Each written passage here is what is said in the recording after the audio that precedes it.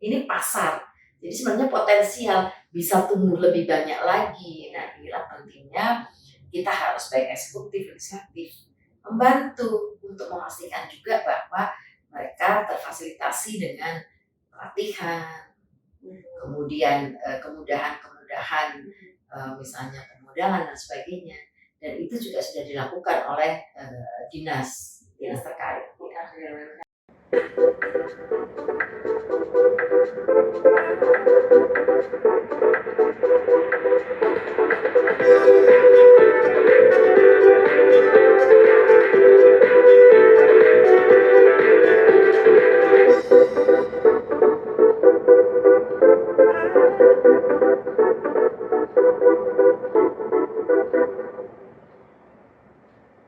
Bismillahirrahmanirrahim. Assalamualaikum warahmatullahi wabarakatuh.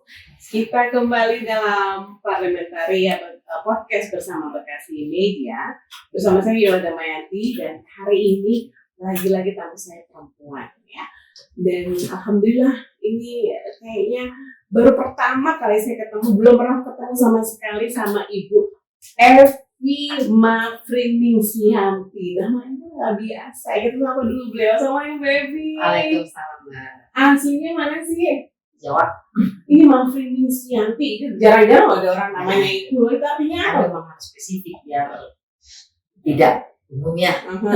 Ini singkatan dari nama ibu bapak atau gimana? Antara lain. Oh begitu. Maksudnya agak susah ya. Mafriningsianti. Bagus tapi ya berbeda ya. Karena berbeda itu masyarakat biasa kenal Ibu Hajah Evi katanya gitu. Evi ya. Alhamdulillah beliau dari Partai Amanat Nasional ya, dari fraksi Partai Amanat Nasional, dan alhamdulillah berkenan untuk kita ajak berbincang ini. Bu Evi ini kali pertama ya, masa bakti pertama. Dulu backgroundnya apa Bu? Sebenarnya di politik itu tidak asing, tapi suami juga di politik, dulu juga DPR RI dan aktif di DPP Partai Amanat Nasional. Saya pun sama. Oh gitu. Jadi satu ranjang, satu partai, satu rumah, semuanya satu ya. Saya pernah memimpin organisasi sayap partainya PAN, Ketua Umum Perempuan Amanat Nasional. Oh, nasional ya, secara nasional bukan hanya Bekasi ya. Lalu kenapa Ibu terjun di Bekasi? Saya tinggal di Bekasi cukup lama, bahkan lebih lama dari tempat tinggal saya sendiri asalnya ya. Sehingga saya merasa bahwa panggilan pada saatnya saya juga harus banyak bisa memberi kebermanfaatan buat masyarakat Kota Bekasi. Itulah kenapa akhirnya Ibu terjunnya di Bekasi ya. Alhamdulillah dari Dapil 1 Bekasi Timur dan Bekasi Selatan. Di PAN sendiri sudah berapa lama Ibu? Dari berdiri? Kalau hitungannya sebenarnya awalnya kan memang aktivis ya, aktivis dari komunitas juga aktivis, dan kemudian terjun politik bagian dari panggilan tadi, dan dimulai awal reformasi bahwa memang saatnya perempuan juga harus bisa berkontribusi ya.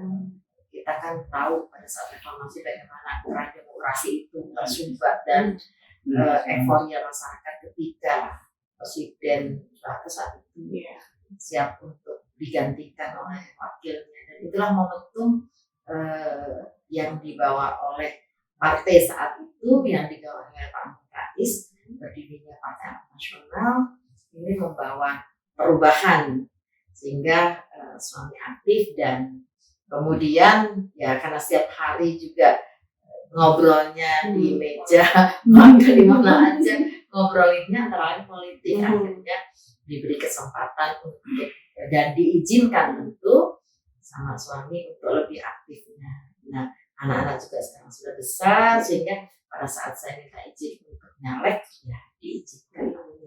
Jadi suami boleh spill nggak suami anaknya? Suami saya sekarang wakil ketua umum DPP PAN dan Nasrullah Larada, dapilnya ada di Jateng 2. Oh ya, wow. Jadi sama cowok banget ya. Ya, Ibu, ini masalah perempuan, keterwakilan perempuan di legislatif adalah 30%. Tapi di PAN sendiri, kalau sepengetahuan saya Bu di DPRD Kota, di PAN jarang-jarang perempuannya baru ibu deh saya ketemunya deh, betul kan ya? Ini apa rahasianya? Sehingga perempuan loh satu-satunya loh. Kalau berbicara regulasi bahwa perempuan harus memenuhi 30%, ya, itu alhamdulillah Pileg 2024 ini report dari KPU itu menyatakan bahwa PAN satu-satunya caleg perempuan yang lebih dari 30%. Sekitar 37% itu adalah dari Partai Amanat Nasional. Itu Pileg tahun 2024. Alhamdulillah di Kota Bekasi sendiri untuk periode 2019-2024 ini ada 2 kursi perempuannya, dari 5 kursi 2 kursi perempuan. Kalau kita berbicara satu total ya 50 kursi dengan 9 ya, ini ya 9 kurang lebih 8% lebih itu baru perempuan. Rasanya ini memang ada panggilan nih bagi perempuan untuk sebenarnya saatnya berkontribusi lebih besar buat kemaslahatan.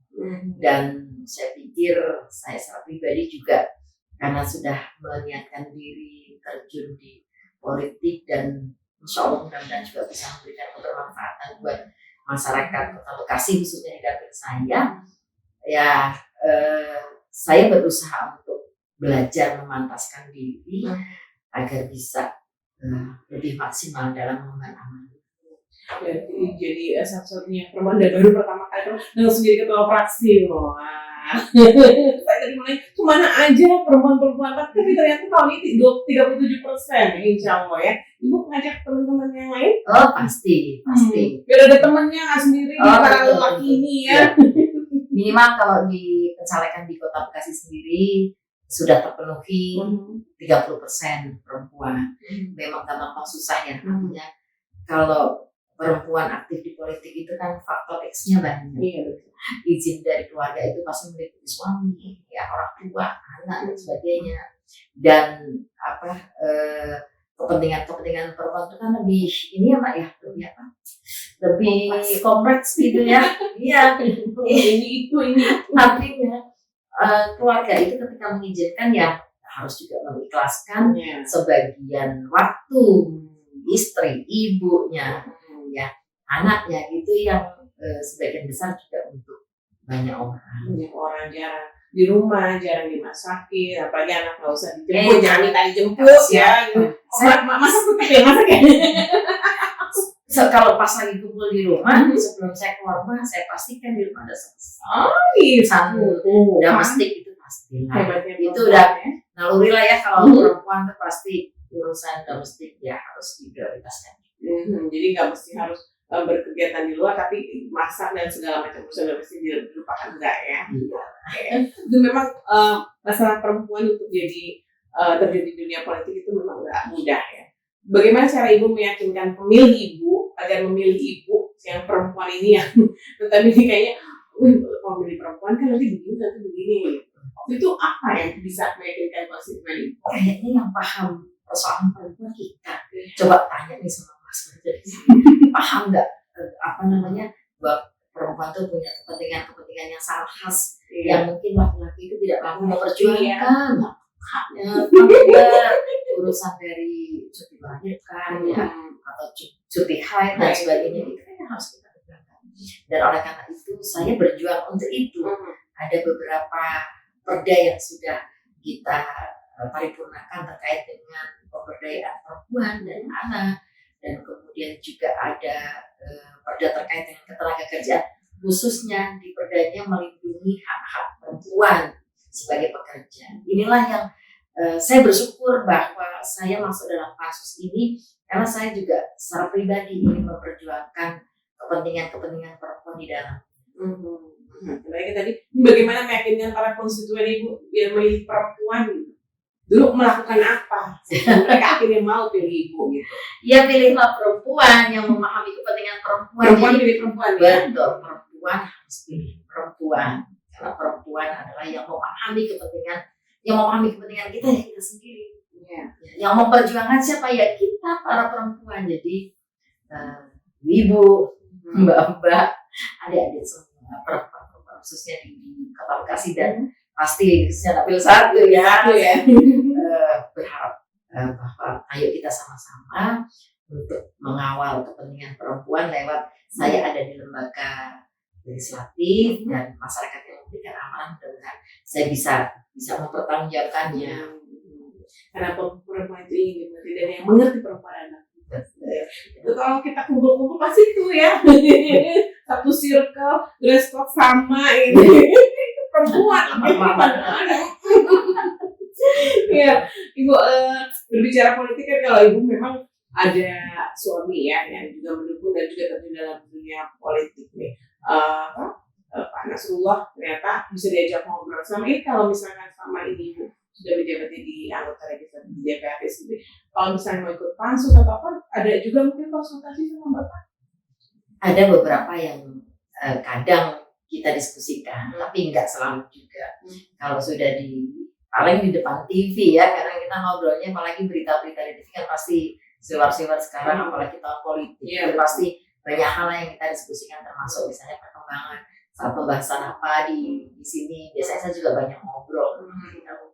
Kebetulan beliau backgroundnya juga memang ilmu politik. Kalau saya kan backgroundnya ilmu ekonomi. Ya, perempuan banget itu. Ekonomi juga. Betul. Sampai merajuk juga ya kalau udah pas sama gitu. Wah, gitu. Sama Bapak pasti ya, itu semua yang dikonsultasikan ya bagaimana. Nggak selalu. Di awal-awal mungkin dulu nggak kayak sekarang cara kerjanya, ada nggak? Mungkin dulu kaget-kaget kultur shock atau apa? Enggak lah, kan suami juga dulu di DPR RI ya. Jadi saya itu aktif di PR juga ya? Iya. Kalau di sana namanya PIA. Iya. Ya. Di sini ada PIA, ada D-nya daerah. Jadi paham bagaimana tugas fungsi. Kalau istri kan mesti mensupport ya.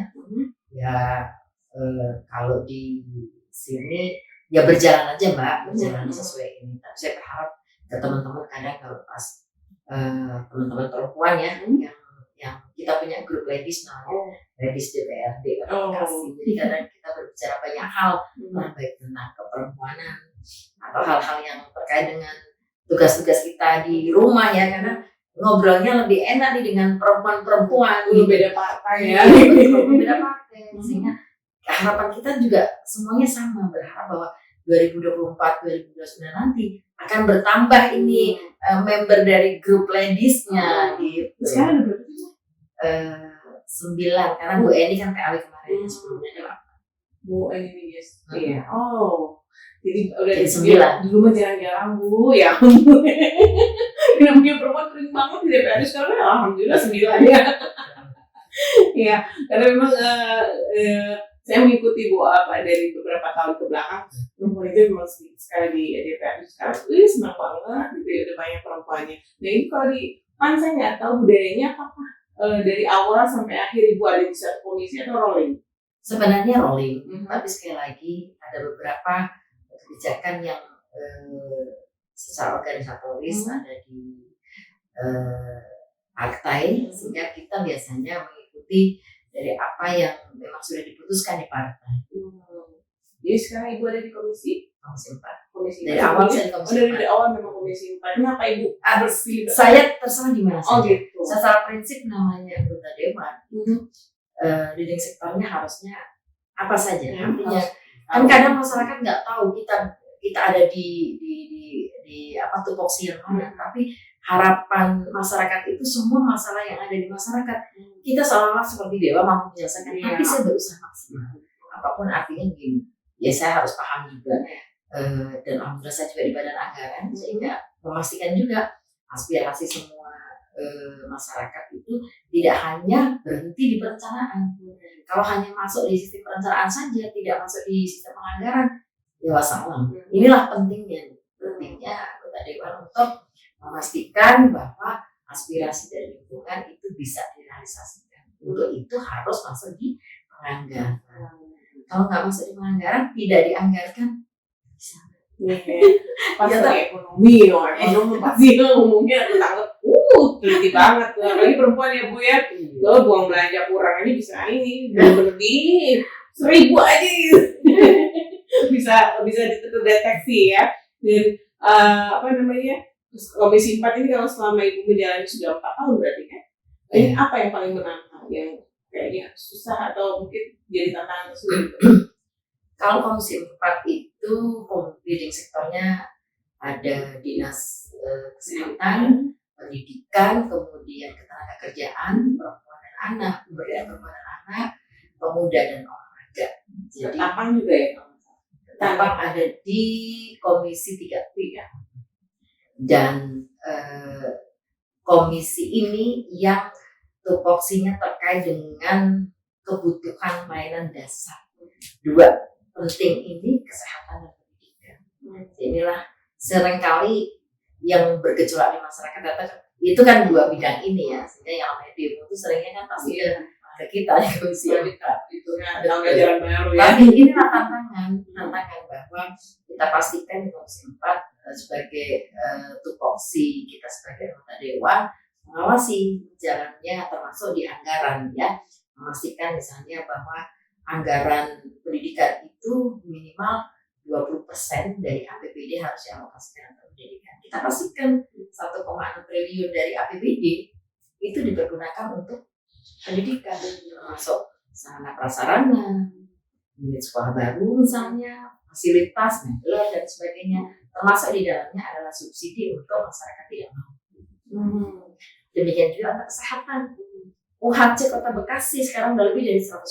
Ini artinya kontrol kita di Komisi 4 memastikan bahwa layanan kesehatan itu, jaminan kesehatannya juga diberikan oleh pemerintah, baik anggarannya lewat APBN, APBD provinsi maupun APBD Kota Bekasi.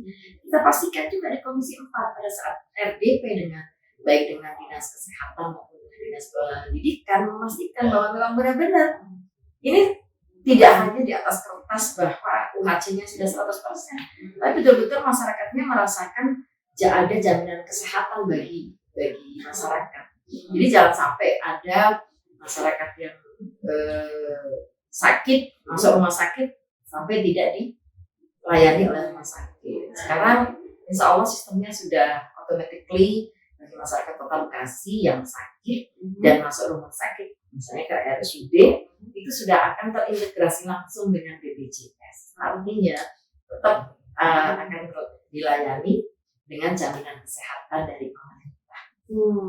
Jadi tapi harus pakai KTP. Pasti ya, pastinya ya. Jadi basisnya nih. Unik basisnya ya. Jadi kalau ajaran baru nih Bu pasti banyak banget tuh permasalahannya karena kan masalah pendidikan ini pasti munculnya di saat itu PPDB, Mebelware tadi bilang kan ada namanya pungutan itu. Ibu pernah melakukan sidak atau bagaimana? Berapa kali pasti.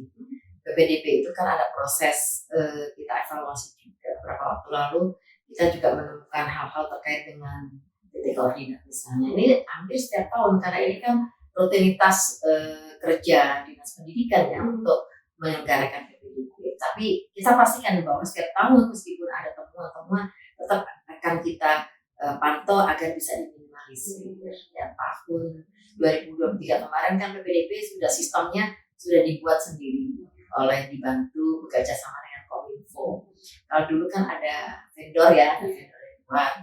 Mudah-mudahan sih ini mampu bisa meminimalisir ya, terutama dari sisi titik koordinat dan hal-hal skema dari PPDB sendiri. Kita harapkan ini tidak sampai merugikan anak-anak Kota Bekasi secara khususnya ya, baik masyarakat yang mampu yang sudah tercover di afirmasi itu juga kita pantau agar bisa maksimal terpenuhi semuanya. Sekarang selalu meningkat 33% untuk jalur afirmasi. Ini artinya bentuk dari kepedulian, keberpihakan kita bahwa anggaran pendidikan juga harus bisa dirasakan untuk seluruh lapisan masyarakat, terutama bagi yang tidak mampu. Untuk wilayah kota itu hanya dari SD sampai SMP ya, dengan SMA di kewenangannya di provinsi. Kewenangannya oleh provinsi. sehingga coba untuk tarik lagi Bu, karena kan lahannya sendiri sudah milik kota gitu. Itu nanti ada PR pembicaraan itu nanti PR itu mungkin ya kalau Ibu terpilih kembali mungkin ada lah itu ya. Kalau rame-rame ada 29 kabupaten kota di Jawa Barat kompak, ayo gitu ya. Karena masalah pendidikan ini masalah yang setiap tahun itu terus sebenarnya permasalahannya ya. Soal donasi dari titik koordinat itu setiap tahun itu terus sebenarnya permasalahannya, tapi entah kenapa terulang lagi ya masalah pendidikan. Kemudian apalagi di Komisi 4 perempuan dan anak. Nah ini yang Bu yang kayaknya masih angka KDRT di Kota Bekasi masih lumayan tinggi ya Bu. Mungkin Ibu pernah menemukan atau melakukan dialog dengan sekarang namanya Dinas Pemberdayaan Perempuan dan Anak BP3A ya. Pada saat pembahasan raperda terkait dengan pemberdayaan perempuan dan anak, kita melakukan hearing dengan beberapa stakeholder, termasuk KPAI, kemudian ada BP3A, kemudian stakeholder yang ada di masyarakat, ya kayak relawan-relawan gitu, pendampingan kekerasan di rumah tangga maupun anak-anak korban kekerasan seksual dan sebagainya. Kita temukan bahwa di Kota Bekasi sendiri angkanya masih cukup rawan juga ya, baik kekerasan bagi perempuan di rumah tangga maupun kekerasan anak, ya, kekerasan fisik maupun seksual itu lumayan tinggi, dan miris sekali ketika relawan itu berusaha untuk menyampaikan bagaimana di lapangan itu kadang enggak karena rasa kemanusiaan kita itu pasti akan meronta-ronta ya. Inilah pentingnya harus dipayungi oleh regulasi. Ini yang kita perjuangkan di raperda ini, yang kemudian menjadi perda, itu adalah bagaimana hak-hak yang harus dipenuhi oleh orang-orang dalam tanda kutip rentan ya, seperti perempuan, anak-anak itu benar-benar ada perlindungan secara hukumnya, termasuk di dalamnya juga mengatur bagaimana hak yang harus dipenuhi bagi perempuan pekerja yang misalnya pulang malam. Kan sekarang kerja juga ada yang shiftnya sampai 3 kali ya kan? Ada middle, ada pagi, sore, dan ada middle masuk ke sampai yang sore pagi. Nah, itulah. Jadi di perda ini diatur sedemikian rupa agar anak kan, kemudian juga perempuan itu dilindungi secara hukum, baik di ranah domestiknya maupun ranah publiknya. Jadi semuanya tercover di perda ini. Perda ini kan ada juga mengatakan untuk melindungi perempuan yang bekerja malam itu secara spesifik apa sih? Antara lain termasuk hak-hak di perusahaan. Jadi tidak ada lagi diskriminasi buat perempuan. Misalnya untuk posisi-posisi tertentu sekarang hari ini ya, kalau berbicara posisi jabatan peluang itu bukan di masalah gender tapi lebih di masalah skill, kapasitas. Nah ini makanya ayo saya ngajak para perempuan ini pantaskan diri kita untuk ketika peluangnya ada ya kita pasti akan dapat peluang itu. Nah ini kadang Mbak yang kita mungkin Mbak Yola juga sama ngerasain ketika banyak peluang perempuan diberi kesempatan tapi tidak siap kenapa? Ada kekhawatiran, ada ketakutan dari dirinya karena nggak siap secara skillnya nggak siap. Oleh karena itu masih muda-muda, ayo kita sama-sama untuk meningkatkan kapasitas diri. Itu salah satu cara Ibu mungkin pendekatan kepada konstituen ya. Ya, saya banyak dengan ibu-ibu. Tapi kan biasanya kalau ibu-ibunya udah selesai, bapaknya nurut aja. Oh iya. Biasanya apa skill apa Bu yang di-upgrade untuk ibu-ibu? Kalau terkait dengan peningkatan atau pemberdayaan masyarakat itu, biasanya saya menerima banyak partisipasi, aspirasi dari lingkungan. Kadang nggak pas juga kalau saya ngasih pelatihan sablon, sementara di lingkungan itu tidak butuh. Misalnya kebanyakan bapak-bapak yang sudah sepuh, yang sudah memasuki purna bakti, kayaknya nggak pas juga. Ini harus anak muda. Oleh karena itu harus hadir, harus tumbuh dari bawah. Makanya biasanya saya akan meminta minta pendapat dari lingkungan, apa yang bisa saya berikan untuk kegiatan pemberdayaan. Kebanyakan itu pelatihan UMKM, Mbak, kuliner. Jadi satu paket dari NIB-nya, bagaimana caranya kita bantu, kemudian juga produksi, packaging, kemudian digital marketingnya, semua kita hadirkan. Alhamdulillah saya saat ini bekerjasama juga dengan DPR RI dan ini adalah bagian program Pepreneur kita untuk pemberdayaan masyarakat di dapil kita, khususnya di dapil kita ya, dapil saya dan dapil kita. Dari dapil DPR ini ada Bu Intan nih dan Fauzi ya, udah sama-sama perempuan itu enak banget itu ya, rupiahnya dapet gitu ya. Ya, tadi untuk UMKM ini memang masa pandemi kemarin kan banyak banget Bu ya tumbuh ya. Jadi tiba-tiba ada NIB, terus digital marketing, itu memang sangat menarik. Kalau di dapil Ibu sendiri pertumbuhan UMKM ini juga lumayan pesat.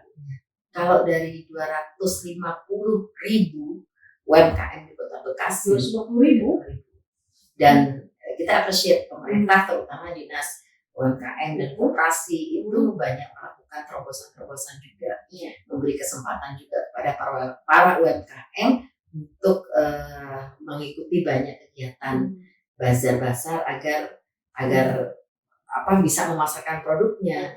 Dan jangan salah, penduduk Kota Bekasi itu lebih dari 3 juta, hampir 3 juta jiwa. Ini kan market, ini market, ini pasar. Jadi sebenarnya potensial bisa tumbuh lebih banyak lagi. Nah, inilah pentingnya kita harus baik eksekutif, legislatif membantu untuk memastikan juga bahwa mereka terfasilitasi dengan pelatihan, kemudian kemudahan misalnya permodalan dan sebagainya, dan itu juga sudah dilakukan oleh dinas terkait. Ya. Ini kan sekarang para ibu orang ekonomi sekarang lagi banyak UMKM, tapi yang banyak yang belinya nggak ada gitu loh Bu. Itu gimana? Ya, ini pentingnya diversifikasi produk. Nah, oleh karena itu kan penting bahwa kita mungkin punya produk, tapi produk itu enggak rasanya sebenarnya enak, tapi tidak menarik. Ini yang menjadi masalahnya apa nih dari segi packagingnya kah atau apa? Ini yang coba kita bantu sama-sama. Kalau kesulitan terkait packaging, nanti kita bantu. Bahkan di pelatihan kami itu juga alatnya akan kita berikan secara cuma-cuma bagi RW, karena ini tingkatannya RW. Biasanya kita kumpulkan nih 5 RW, masing-masing RW bawa misalnya 20 orang itu sebagai wakil dari RW. Nanti alat yang kita berikan itu sebagai aset dari RW, jadi bisa dipergunakan oleh semua. Biasanya yang kita lakukan sudah kuliner, itu berupa alat packaging dan sablon, alat sablon bagi masyarakat terutama untuk Karang Taruna. Itu di era saya belum ada Bu. Ibu pindah dapil? belum mau ya. Ya karena memang orang kalau dikasih modal terus kadang-kadang justru kan nggak dipakai modal, tapi kalau berupa alat tadi mungkin bisa bermanfaat dan akhirnya bisa produktif ya. Termasuk juga tadi ada pelatihan digital marketing ya, itu tuh belajar juga. Kita hadirkan juga loh, misalnya tuh ada GoFood-nya kita hadirkan langsung didaftarin, besok langsung bisa jualan, kemasannya, desainnya kita bikinkan, dibantu untuk buat desain dengan baik. Setelah mereka ikut pelatihan, itu ada grup namanya Preneur, baik Evipreneur maupun Intanpreneur. Jadi kita ada grup yang dimana mereka bisa akses sebanyak mungkin pelatihannya atau bantuan-bantuan modal, alat, event-event tertentu yang bisa mereka ikuti. Ini sinerginya lumayan bagus ya antara Ibu Intan dan Ibu Evi ya. Selain masalah ini ekonomi, biasanya sinerginya adalah bentuk apa? Banyak lah. Kalau yang pemberdayaan masyarakat yaitu pelatihan. Lain-lain pasti kita sinergi terkait dengan biasa aspirasi. Aspirasi itu kan tidak sedikit ya. Sementara APBD belanja untuk infrastruktur kan juga terbatas. Kayaknya teman-teman harus kreatif. Ya, makanya saya alhamdulillah beberapa networking ke pusat gitu ya, untuk cari akses agar dapat CSR, kayak ambulans, kayak bantuan masjid dan lain-lain, itu saya dapatkan banyak juga dari CSR. Jadi tidak hanya dari APBD. Ya, ini pentingnya memang Dewan harus kreativitasnya untuk kebermanfaatan masyarakat. Sinergi ya. Di wilayah saya ada dari PAN itu ambulan gratis itu, alhamdulillah membantu sekali untuk orang itu. Dari ibu kota sendiri sudah banyak ya Bu ya? Iya. Oh, dari CSR itu juga. Dari CSR maupun dari APBD, melekat di Pokir biasa. Pokir anggota dewan. Pokok-pokok pikiran. Jadi aspirasi dari masyarakat masuk tertuang di pokok-pokok pikiran, itu salah satu dasar dari rencana pembangunan Kota Bekasi. Dari aspirasi dari Pokir. Jadi inilah partisipasi masyarakat ini dari aspirasi tadi. Aspirasi yang disampaikan, masukan yang disampaikan. Yang kedua dari rencana dinas maupun dari musrembang. Ini karena ibu ketua fraksi, jadi komunikasi dengan eksekutif ternyata lumayan jalan ya. Ya, memang harus terbangun positif ya. Dan penting sih menemukan trust ini agar pokoknya kalau tujuannya untuk masyarakat ya pasti inilah yang kita pikirkan. Ya. Di Bekasi sendiri kan sekarang lagi ada pergantian kepemimpinan terus nih Bu. Berpengaruh nggak dengan sinergi eksekutif? Ya, semuanya tetap berjalan ya. Sinergi yang dibangun juga dimulai kemarin ada pertemuan sinergitas rakor rapat koordinasi dan sinergitas antara eksekutif dan legislatif itu untuk menemukan dari eksekutif juga mendengar masukan dari kita bersama-sama bahwa ada banyak yang harus diselesaikan di Kota Bekasi. Masalah TKK lah, pengendalian inflasi, masalah ketahanan pangan, masalah ketenaga kerjaan, masalah pendidikan dan sebagainya. Kemarin banyak sekali masukan buat BJ Wali Kota. Mudah-mudahan ayo sama-sama kita bangun ya, kita selesaikan satu persatu. Seolah semuanya punya semangat yang sama. Harapan selalu terdepan. Kemarin beraudiensi dengan PJ itu secara khusus dari fraksi PAN atau? Ya, semua. Pimpinan DPRD, pimpinan fraksi, pimpinan AKD. Ada aspirasi khusus dari fraksi PAN? Secara khusus saya menyampaikan tentang pendidikan, kemudian kesehatan, juga tenaga kerjaan. PAN itu basisnya Muhammadiyah, Muhammadiyah dengan pendidikannya yang luar biasa ya. Itu mungkin salah satu concern Ibu untuk masalah pendidikannya. Ya, mungkin karena posisi saya di Komisi 4 ya, banyak banyak membahas terkait permasalahan pendidikan Kota Bekasi. Dan kebetulan saya juga Dewan Pendidikan Kota Bekasi, jadi saya punya tanggung jawab lebih besar untuk ini. Apapun kualitas pendidikan Kota Bekasi kan harus lebih baik.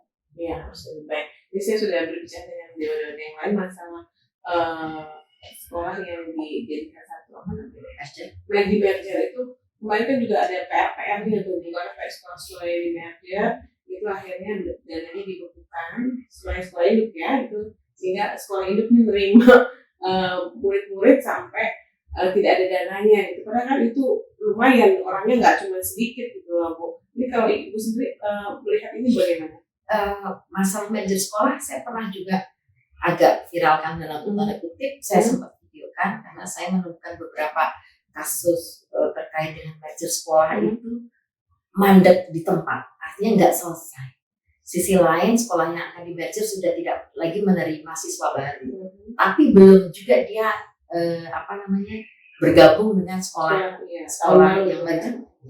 Itu tuh PR buat dan kan tidak sekedar bergabung, tapi banyak hal ya, administrasi, keuangan dan sebagainya kan memang harus diselesaikan. Nah inilah kita sampaikan juga ke Dinas Pendidikan bahwa ini harus segera diselesaikan, jangan sampai digantung. Ini kan sama aja menggantung masalah, enggak juntrungannya tuh enggak kelar-kelar.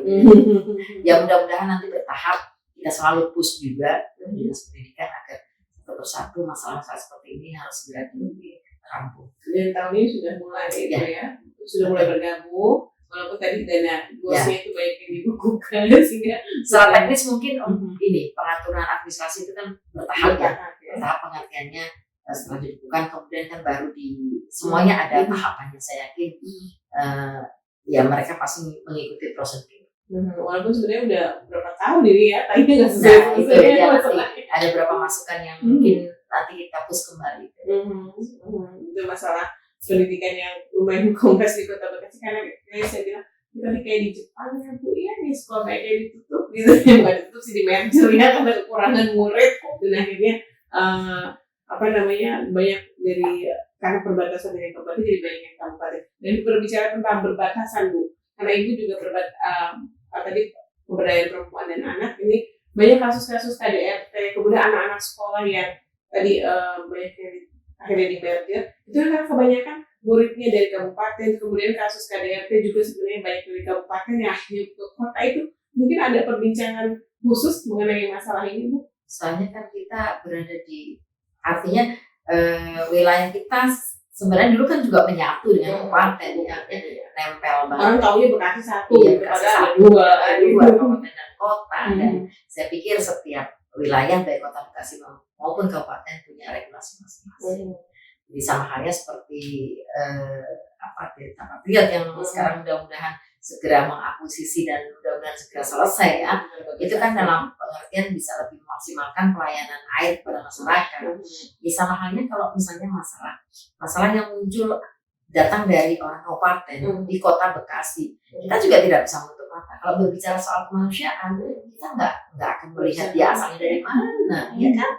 Baik masalah sekolah, masalah kesehatan, kan nggak mungkin orang sakit KTP-nya Kabupaten Bekasi kemudian ditelantarin gitu kan nggak bisa juga ya. Ini persoalan kemanusiaan, berani tetap dijalankan. Tapi hal-hal terkait dengan persoalan administrasi, regulasi pasti tetap juga menggunakan prosedur.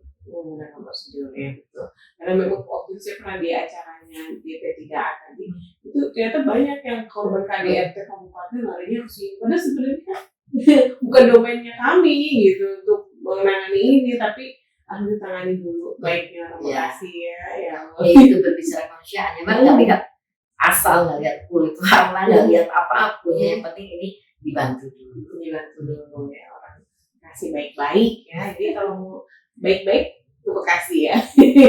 Bu, kalau Bekasi ini, kalau berbicara Bekasi ya, ini kayaknya kita nggak kayak Bandung misalkan yang kotanya fashion, Denpasar mungkin yang lebih ke wisata. Kalau menurut Kota Bekasi ini sama Kota Libut dan Jumprong gitu ya, legislatif itu baiknya sebagai ada ikon tertentu mungkin. Kebetulan di Komisi 4 adalah Parbud juga, pariwisata dan budaya, termasuk perpustakaan. Parbud, kalau bicara Parbud, kita setiap RDP dengan Parbud kita juga miris, anggarannya sangat kecil. Mau ngapain juga bingung mau diapain gitu ya, anggaran sekecil itu, sehingga apa yang harus dilakukan ya memaksimalkan potensi saja. Kalau kita berbicara mau memaksimalkan tempat wisatanya, tadi tempat wisatanya juga sangat terbatas ya, ada sedikit pun enggak, jangan setengah hati. Maksudnya kalau pemerintah mau benar-benar sungguh-sungguh ingin memaksimalkan potensi wisatanya, ya anggaran sesuai dengan peruntukannya. Kita benar-benar maksimalkan, jadi enggak kalau setengah hati percuma jalan di tempat. Ya kan? Ibaratnya kalau mau bangun toiletnya tempat wisata baru pintunya doang, isi di dalamnya bisa. Itu dia. Makanya kita dorong juga agar potensi Kota Bekasi itu apa? Itu yang bisa dimaksimalkan untuk menarik baik wisatawan lokal maupun luar. Potensi budaya. Ini budaya. Beberapa tahun terakhir ini kan kita melihat budaya ini dibuat sedemikian rupa agar itu menjadi daya tarik wisata kan? Iya. Ada banyak ya. Di mana Pak? Kalau daerah Jati Asih namanya Mas? Jati Asih. Daerah sana tuh banyak tuh. Beberapa pada saat seniman di Bekasi asli betul ya, mulai eksis ya. Ya inilah Ada batik Bekasi. kalau ingin dimaksimalkan ya budayanya ayo sama-sama gitu. Kan kita juga punya gedung buat yang di gedung pemuda yang dibuat itu kan sebenarnya bisa dimanfaatkan. Nah itu dia sudah dibangun sedemikian rupa, sudah dibagus, coba dimaksimalkan, kalau perlu difasilitasi apa yang dibutuhkan. Hanya juga ribet loh Bu, nggak tahu kemana minjemnya ini, ke dinas siapa, karena ditolak. Nah itu dia. Itu dia, harusnya itu bisa dimanfaatkan kembali untuk mungkin bisa jadi bibit-bibit anak-anak muda yang punya potensi tumbuh di situ. Jadikan itu rumah kreatif, ya kan? Kalau jadi rumah kreatif itu akan tumbuh banyak kreativitas lah di situ, dan budaya-budaya lokal dinaikkan kembali. Ajak bicara RT, RW, lurah, camat, duduk bersama. Apa nih yang mau dikembangkan, potensi di wilayah kita apa? Misalnya Bekasi Timur, apa nih di Bekasi Timur yang bisa dijual? Dulu sentra-sentra ada tuh Bu, ikan hias, tanaman hias, mungkin bisa dibangkitkan kembali tuh Bu. Karena pandeminya udah usai ya, jadi bisa lah itu dikembalikan.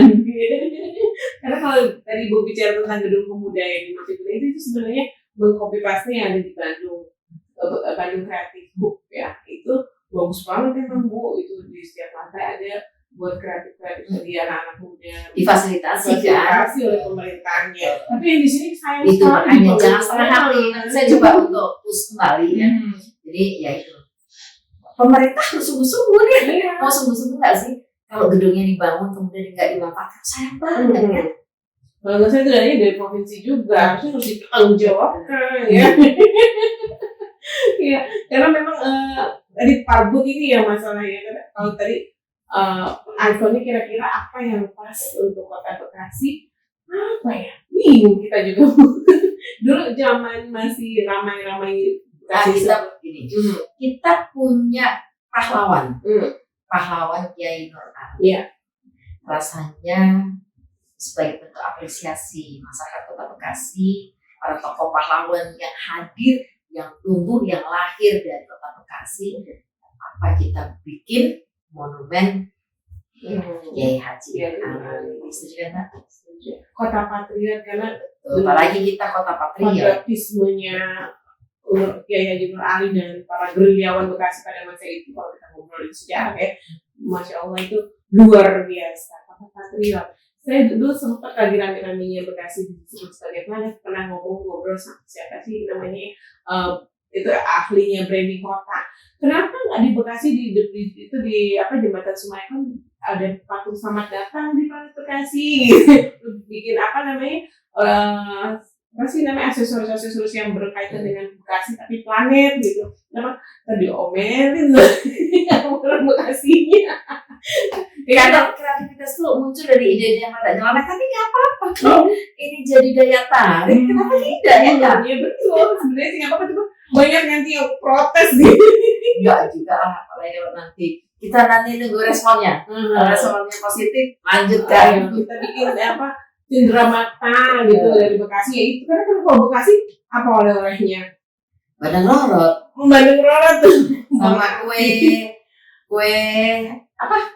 kelapa, akar kelapa ya. Saya pernah bawa lo keluar dulu saat awal sekali Bu Wiwi saat itu saya ajak bazar. Saya memang sengaja bawa ikon Bekasi, bahkan saya subsidi desainernya untuk buat desain baju khusus batik Bekasi, dan kita bawa juga oleh-oleh bazar. Kita ikut bazar di Amsterdam. Itu ke Amsterdam ya Bu. Dan responnya gimana Bu? Ya luar biasa. Hanya memang ini yang harusnya tidak ada follow up sayangnya. Padahal pasar itu sangat luas, bagus sekali, karena kan di desainnya memang dibuat khusus sama desainer beneran, dan responnya luar biasa. Batik bisa jadi baju yang sebegitu elegan, mewahnya gitu ya. Sekarang batik itu kan sudah naik kelas, artinya orang pakai batik itu udah nggak yang dulu kan orang pakai batik kayaknya sama batik itu tumbuhnya kan dari kreativitas. Itu orang Bekasi banyak kan gugunan, apa orang Jawa bilang gugunan apa ya, bener nggak gugunan? Kalau lagi rame-rame ini hayu gitu, nanti kalau disukai udah lupa gitu, dilupakan. Itu yang tidak di itu ya, di maintenance ya. Nggak di maintenance memang. Waktu di habis pandemi itu banyak UMKM yang diajak untuk bisa menjual produknya ke luar negeri, seperti yang kita dilakukan ke Amsterdam, bahkan ada dari Romania, Turki waktu itu, ada dari mana sih daerah Timur Tengah gitu. Sebenarnya kan itu potensial, kenapa nggak dilanjutkan aja? Nah itu dia, kadang support dari Pemkotnya nih yang perlu juga ada kesungguhan. Sekarang dikembalikan lagi, kadang pemilik anggarannya setengah hati. Punten ya Pak PJ. Nggak apa-apa ya.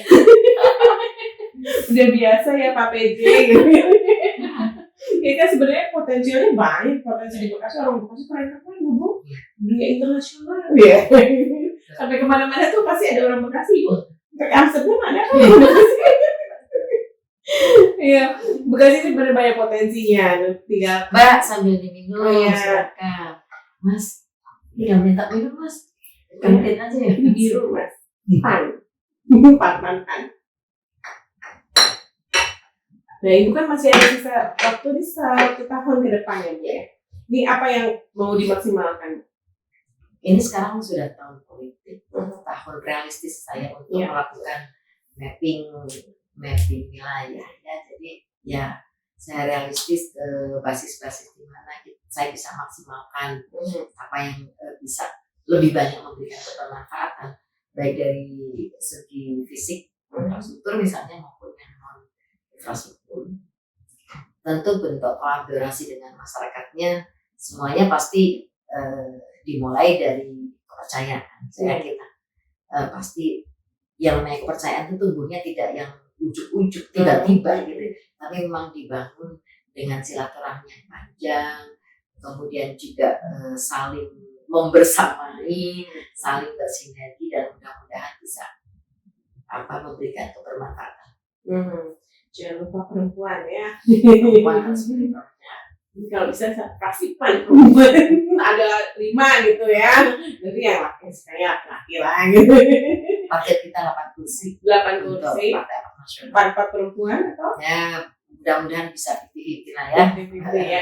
Ibu sekarang sama ibu siapa di Rasipan cuma sendiri? Sama Bu Aminah. Bu Aminah ya Bu Aminah. Mudah-mudahan ada temennya yang nanti. PR-nya mungkin masih banyak. Insya Allah akan dilanjutkan di masa bakti berikutnya 2024-2029 ya. Jadi, tapi walaupun di tahun politik tapi tidak mempengaruhi kinerja Ibu tuh. Oh iya, tetap ada konstituen kan? Ya. Pasti namanya tugas-tugas kewajiban tugas baik di tugas kontrol pengawasan kebijakan, tugas legislasi kita juga terus produktif membuat perda-perda sesuai dengan kebutuhan dan juga anggaran kita pastikan bahwa PPAS benar lagi akan memasuki tahun keempat akan memasuki finalisasi, mudah-mudahan bisa. Iya, ini tahun 2024 nanti masih harus ini sama yang masa bakti ini ya. Jadi masa bakti depan hanya melanjutkan saja, mudah-mudahan itu terpilih kembali. Amin. Baik, ada pesan-pesan mungkin Ibu untuk warga Kota Bekasi atau mungkin konstituen di daerah pemilihan Ibu? Khusus untuk para perempuan Kota Bekasi, ayo kita sama-sama berusaha untuk meningkatkan kapasitas diri kita, maju bersama. Passionnya mungkin ada di banyak bidang. Yang penting keberadaan kita para perempuan bisa memperjuangkan kepentingan perempuan. Jadi ayo yang perempuan pilih perempuan, yang laki-laki ikuti perempuan. Karena perempuan itu apa tadi? Jadi lupa. Perempuan itu ingin dimengerti dan yang hanya bisa mengerti perempuan ya. Tapi Ibu teman-temannya sama Bu Intan Fauzi itu dari provinsi ada perempuan juga yang lain? Laki-laki nggak ada yang perempuan ya? Gitu. Hanya DPR-nya. DPR-nya saja ya. Mungkin kapan-kapan bisa mungkin keliling sama Bu Intan Fauzi juga ya. Diajak ke Kota Bekasi untuk bisa ketemu lagi sama perempuan di Kota Bekasi. Bekasi. Baik, Ibu terima kasih Bu Evi atas Sama-sama. dinamika kita hari ini. Mudah-mudahan bermanfaat dan sukses untuk perempuan Bekasi khususnya ya. Assalamualaikum. Salam. Ya, tadi kita berbincang dengan Ibu Evi dari fraksi Partai Amanat Nasional yang juga merupakan ketua fraksi Partai Amanat Nasional DPRD Kota Bekasi. Saya Yolanda undur diri. Sampai jumpa lagi di Parlementaria Podcast on Bekasi Media berikutnya. Wassalamualaikum warahmatullahi wabarakatuh. Dadah.